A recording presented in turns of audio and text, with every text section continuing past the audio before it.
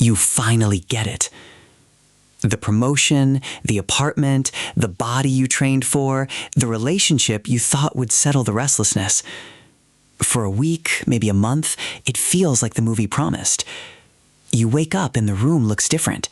Your name sounds different. Even your ordinary errands feel like they are happening to a person who has finally crossed some invisible border. Then the feeling thins. Not overnight, quietly. Like a song you loved until the 100th play. Like a new car that stops smelling like victory and starts smelling like traffic. You are not broken for this. You are running one of the oldest tricks in the human operating system. It is called hedonic adaptation, and once you see it clearly, a lot of modern disappointment stops looking like a personal failure. Here's the common belief. If you achieve the right things, lasting happiness should follow. More money, better looks, higher status, the finish line that finally lets your nervous system rest. That belief sells. It also leaks. Because humans do not primarily track absolute comfort. We track change, contrast, relative improvement. Your brain is less like a happiness meter and more like a motion detector for better than yesterday. Think about temperature. Walk into a warm house from a freezing street and the heat feels like mercy. Stay there for 20 minutes and the same room becomes background. Nothing about the room changed. Your nervous system did. This is not just about sweaters and thermostats. It's how attention works. The brain is expensive tissue. It can't treat every stable condition like breaking news. So it notices what changes, learns what is normal, then pushes that normal into the wallpaper. When the upgrade becomes the new normal, the detector goes quiet. That quiet is what people misread as emptiness. Researchers have studied this for decades. Lottery winners returning toward baseline, people adapting to new homes, new incomes, new neighborhoods, and even major life changes faster than intuition predicts. The details vary, the pattern repeats. The shocking part is not that pleasure fades. The shocking part is how personally we take the fade. We think, maybe I chose the wrong goal. Maybe the relationship is not enough. Maybe the house is too small. Maybe my career is still fake. Sometimes those things are true, but sometimes the machine is simply doing what machines do. Wanting and liking are not the same circuit. Wanting is pursuit, anticipation, the chase that sharpens attention and floods motivation. Wanting says, there, get that, everything will open after that.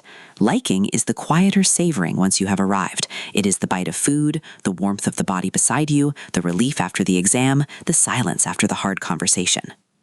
Modern life is engineered to keep wanting loud and liking brief. Advertising does not make its money by helping you inhabit enough. Feeds do not thrive by letting a win remain sacred. They show you the next apartment, the next body, the next relationship aesthetic, the next salary reveal, the next person who turned your dream into their starting point.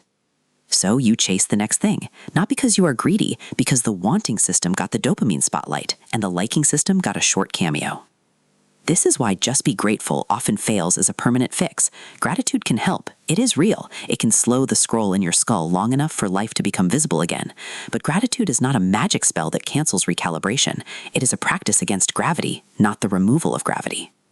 Your ancestors needed that recalibration. In a scarce world, settling forever in satisfaction after one good hunt could make you slow, complacent, less attentive to the next threat or opportunity. A mind that keeps seeking has a survival edge. You inherited the seeking. Then we built an economy that never runs out of next things. Feeds, metrics, upgrades, seasonal drops, soft status ladders with no top floor. The scoreboard we talked about in the Tribe of 150 Brain is infinite, and so is the hedonic treadmill. Step, adapt, step again. The treadmill is not only in shopping, it is in self-improvement. Lose 10 pounds and the new problem becomes the last 5. Get stronger and you start comparing yourself to people who have trained for 10 years. Build the business and suddenly the friend with the bigger business becomes the weather in your head. That is the trap. The mind can turn any blessing into a baseline and any baseline into a complaint. The cruel part is that adaptation is not only for pleasures. People also adapt, partially, to some hardships. That does not mean suffering is fine. It does not mean pain is imaginary, or injustice should be tolerated, or grief should be rushed because a graph says humans rebound. It means your forecast of "I will feel this forever" is often wrong in both directions. You overestimate how long the high will last, and you overestimate how permanently some lows will own you. That forecasting error is called, in plain language, being human. We are bad at imagining future emotional weather because we smuggle the present into every prediction. When you are hungry, every future version of you wants food. When you are lonely, every future version of you seems doomed. When you finally get what you wanted, every future version of you seems saved.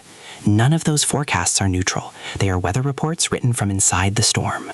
So what should you actually do with this? Not never want anything. That is cosplay enlightenment. Wanting built cities, poems, vaccines, friendships, migrations, art, and the better version of your own life. The goal is not to kill desire. The goal is to stop letting desire lie about what it can permanently deliver.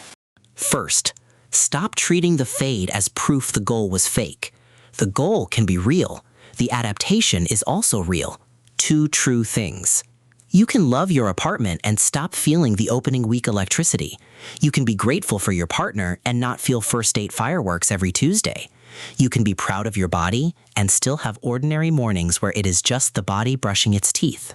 Second, design for contrast on purpose.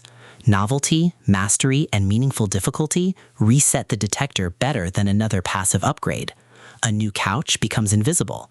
A skill that keeps stretching you does not vanish as fast. Third, protect savoring like it is a scarce resource, because for your wiring, it is. Slow the arrival. Mark it. Share it with people who matter. Say out loud, this is one of the good rooms. Let liking have a longer scene before wanting steals the camera. If you get good news, do not immediately convert it into the next target. Sit with it for one full meal. Walk without headphones. Tell a friend who will not turn it into competition. The nervous system remembers what receives attention. Fourth, shrink the reference class. If your comparison set is the entire internet, almost every win becomes average. Local scoreboards again. Village-sized meaning. You are not built to compare your dinner, face, bank account, house, children, charisma, and morning routine against millions of edited strangers. A global scoreboard makes every life look late. Choose smaller rooms. Real rooms. Rooms where your effort has a name and your absence would be noticed. Fifth, put more effort into goods that adapt more slowly. Relationships, craft, health capacity, contribution, and a reputation for showing up. Not because they are morally pure, but because they keep generating fresh contrast and belonging instead of a single spike. And sixth, expect the treadmill. When the high fades, you do not have to panic buy a new identity. You can say, there it is. The system did what systems do. Then choose the next step with open eyes. You will still want things. That is not the enemy. The enemy is the story that says lasting fulfillment was supposed to arrive as a permanent mood after one purchase, one promotion, one perfect body. That story was almost right. It just forgot how your brain prices joy. If this helped you stop calling adaptation a personal defect, like the video, leave a comment with the win that faded too fast, share it with someone on the treadmill, and subscribe to Almost Right. We check what everyone believes and what nobody checks.